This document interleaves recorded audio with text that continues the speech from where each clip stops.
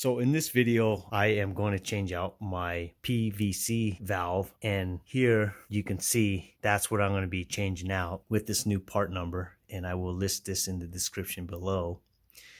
And the tools I would need to change that out would be a deep 17mm socket along with the pair needle nose to remove the clamp for this PVC valve hose. Okay, so once the clamp is removed, I'm just gonna remove this hose here.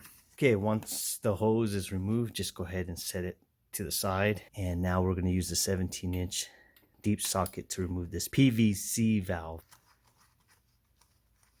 So I forgot to pick up a crush washer, but I had an extra crush washer for my oil drain plug, but I'm just going to replace this with a new crush washer.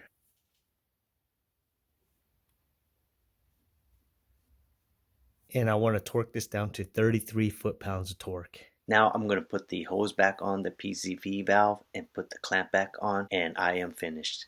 Thank you for watching, and please hit the like and subscribe button if you found this useful.